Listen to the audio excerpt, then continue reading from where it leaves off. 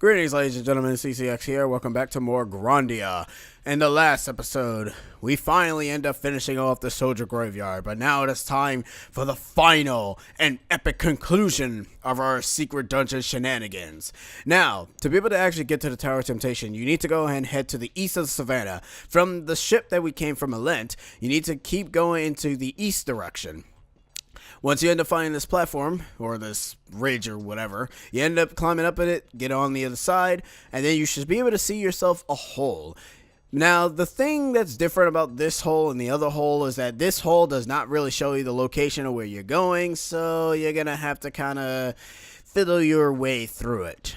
But I will tell you that you are going the right way if you find this item. Let's just give it a bit. Alright. Once you have collected this item, you are nearly almost halfway there. And I'm getting yourself a move seed and bada boom, there we go. Once you end up doing that, try to be able to pan the camera, and from where you got the move seed, keep going into that direction. The character should be able to keep going, and sooner or later you'll be out of the hole. And this is it. This is the Tower of Temptation. This is where the portal is located. And remember, I stated that the Zell Desert can be locked. This place can also be locked after certain events has transpired.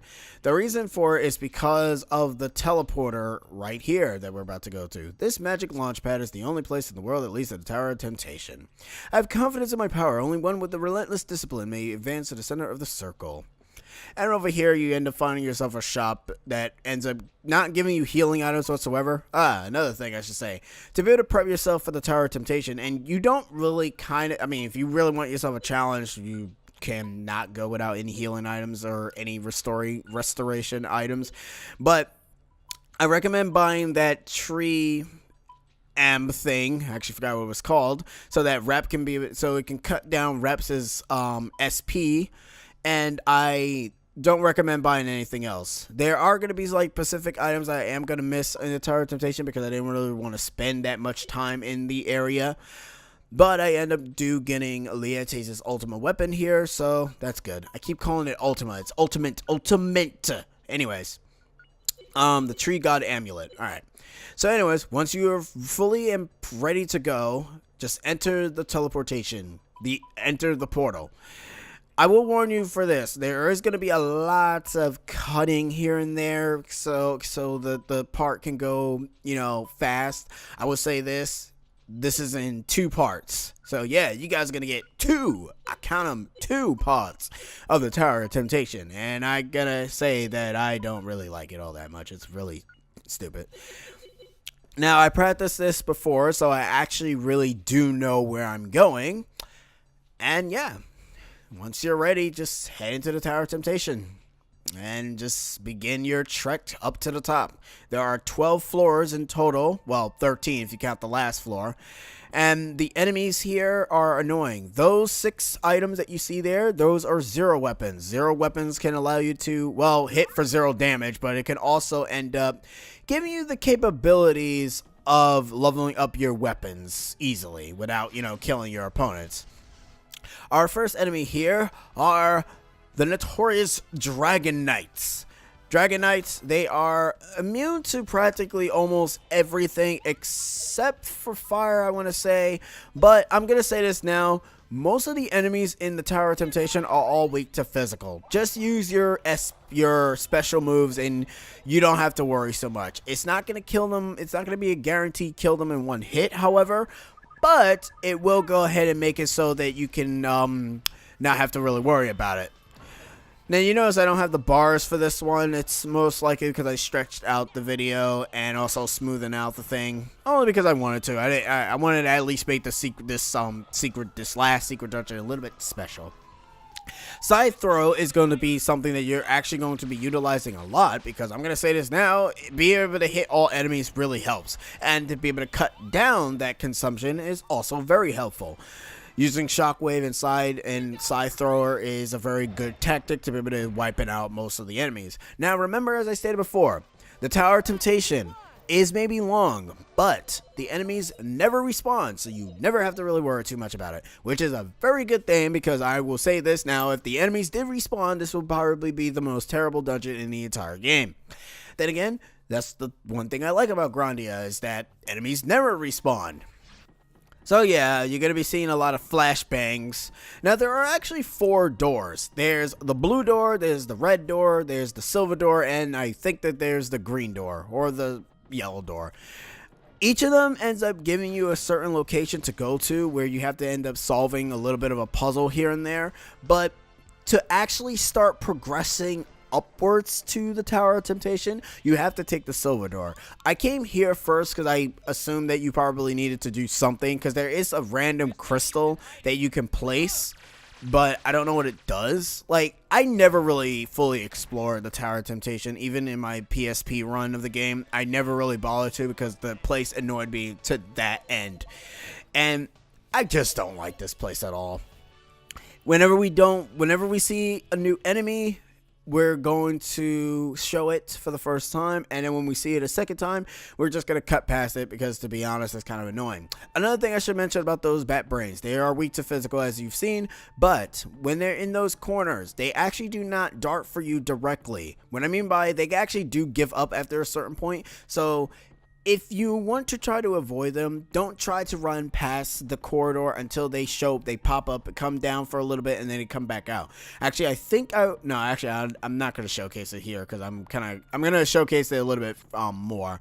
And I'm getting ambushed by that, so I'm actually going to cut me going back to the save point, because there are like 2 times that you can be able to get yourself an opportunity of heading back to the save point. That teleporter thing that you seen there, that is essentially a way to get yourself back. Now we have ourselves another new enemy known as the Jackal. Jackals are just like the Wolfman that you fought in the Soldier Graveyard. You need to be able to hit them with physical attack. They are not really that weak to wind attack, even though the Wikipedia ends up saying, hey, they're weak to wind attack. I don't believe it. None of these enemies, whenever they say that they're weak to a certain element, they're weak to anything, alright? Because the enemy's defense in this place is by far obnoxiously high for no reason. Now, what makes the Tower of Temptation really difficult is that you're probably saying that if you could get yourself back into the save point, what makes this so hard? Certain point, once you get to like the 9th floor, you will have to be forced to drop down. Now, if you drop down, you are unable to return. You are essentially stuck there forever. So, there's technically that. But it's not that bad. Well, I mean, it is technically bad, but it's nothing you can really do about it, to be honest. And, what are you gonna do? But, if you have gotten a bit of gold potions, blue potions, crimson potions here and there, you should be relatively a-okay. As you see, I'm level 34. That's usually the appropriate level. I mean, you can go to level 40 if you want. If you really want to grind that much, I wouldn't really recommend it. And also, try to avoid getting ambushed by any of these enemies. Here's the door that you're actually supposed to go to. Once you head to the silver door, there will be subsequential amounts of puzzles that you need to solve to be able to actually progress through this area. And I will say this now. There are a lot of items, there are a lot of traps, and there are a lot of holes. To a point where it literally is like you're playing supermarket mini sweep. And to be honest, it's not even that fun. It's actually terrible. I don't like this place. I also don't like the music, because the music kind of actually, I'm going to say I can't say I don't like the music. It's better than the mountain themes that you kind of hear, which are kind of confusing. It kind of reminds me of an old anime. You can avoid that bat brain, but this bat brain is smart. He does not teleport. He decides to dart for you. The other one ends up teleporting, which I don't even know why. There's also a spoiler enemy in here that we're also going to be facing a bit early, even though you can come here with Melidia. I don't recommend coming here with Melidia at all, because if you come here with Melidia, you probably are not going to win. Why? Because Melidia lacks something that Liete has that Melidia doesn't. Liete has Symphony, which basically can boost up your ability. And all the bosses in here will always I should also say they will try to cast Vanish. Now, I wouldn't say that they're going to just cast Vanish automatically. Now, this elevator sequence that I'm going to, it leads to a weapon known as the Life Staff.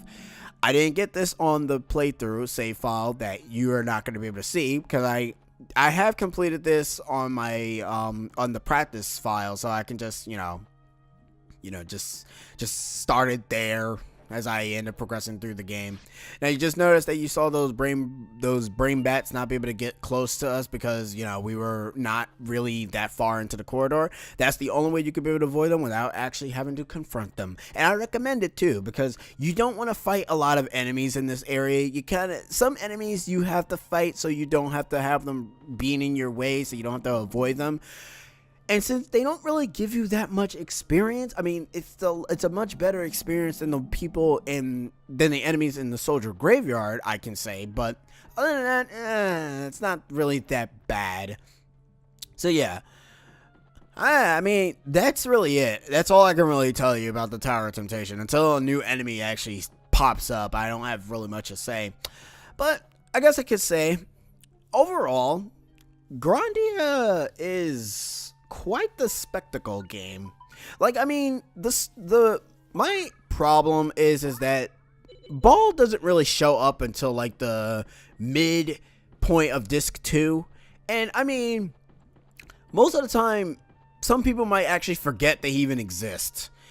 For the most part, I mean, there's like nothing that ends up proving that he has intentions for Gaia until, they directly outright said that he has intentions for Gaia in the first place. But overall, when you first meet him in like the first cutscene and whatever, you kind of just think of him as just some regular guy. I mean, if you played this game for the first time, like you had like nothing of any value of what it is, would you really think that Ball was the villain? Like, would you really think that he would be the villain of the game, or would you think that it would be like somebody else? Because I won't lie, I didn't really know that Ball was the villain, even though, like I said, he started to show his villainous intent once you saw that cutscene with Lean. And another thing is that most of his characters get development, but only Justin, Fina, Liete, I want to say, and Rep gets development. Well, Rep kind of stops getting development after the incident in Cafu. Like, he has a reason to keep following Justin so that he can stop the thing that petrified the forest. Justin, however, his character development went from, another thing, if you don't want to fight any of the enemies, remember that there is a run button in this game. You can run from a running option. Since you do get like some sort of invisibility frames to be able to actually get past the enemies, use it. Don't just avoid any. Don't just fight every enemy, because sometimes you don't have the strength to be fighting all of them, and I don't really recommend it. All right, so yeah, Justin was like just a regular boy who just wanted to go on an adventure, but immediately when he found the Salt Ruins, or the Dome Ruins, or whatever it was called, he ended up finding out that he needed to go to Elen. He needed to go there. My other issue is this. I wish that they would have go ahead and explain a bit about Justin's father a bit more, because there's like no real indication as to why Justin had the Spirit Stone. I mean, why Justin's father had the Spirit Stone. I also cut back to the main room where the two elevators were located. Anyways, why Justin's father had the Spirit Stone, how he got the Spirit Stone, and why does he have the Spirit Stone?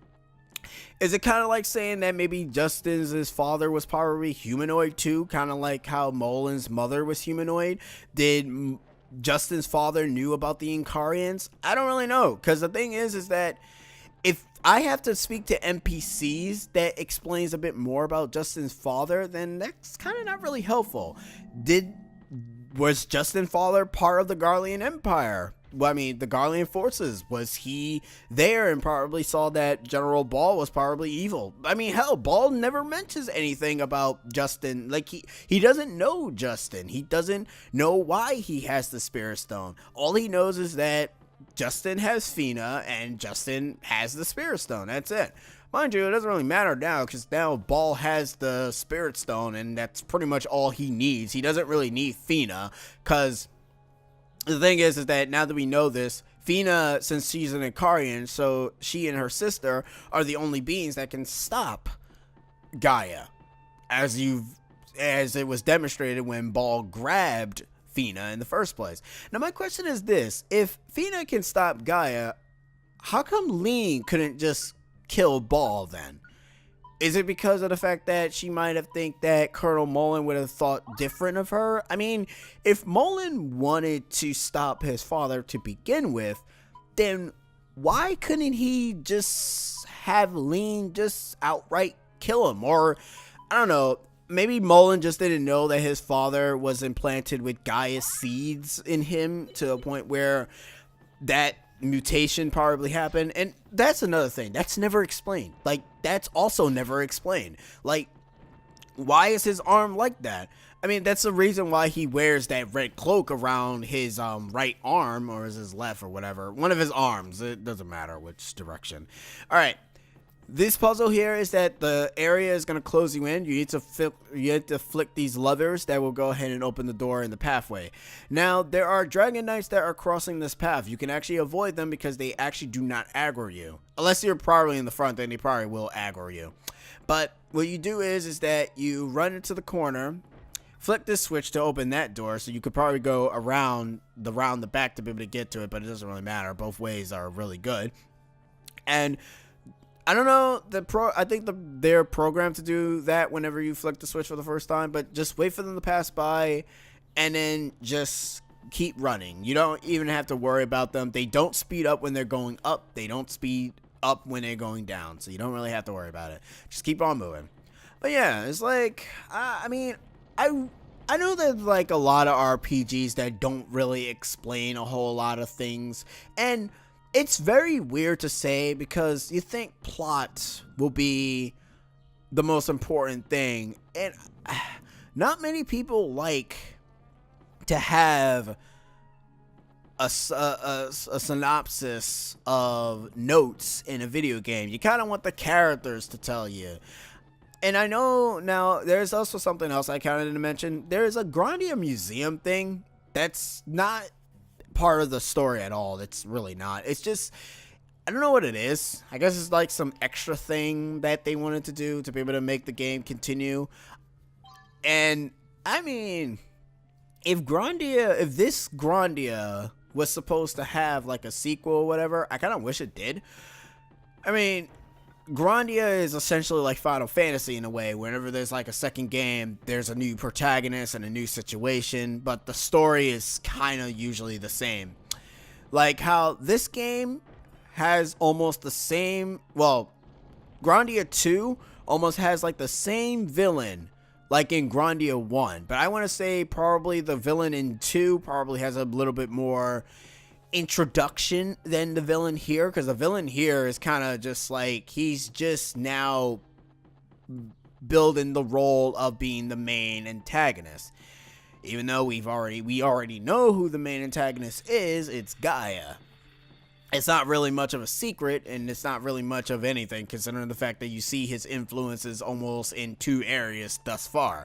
We've seen it in the Tower of Doom, and we've seen it in the abandoned Lean Village. So yeah, I mean, it's cool. I mean, I like it.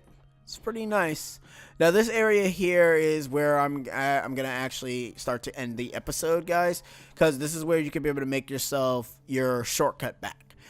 Over to your left, there is the portal that we found back at the first floor. You can be able to take that to be able to get back to the first floor and go back to the save point. I recommend doing that, but also be sure to get rid of those guys so you don't really have to deal with them. I mean, seriously, nobody wants to deal with them. So anyways, head back to the first floor, and then you can be able to go ahead and save and recover and continue on. You can, like I said before, you can be able to only do this twice, so don't think that you can be able to go ahead and abuse it, because you really can't.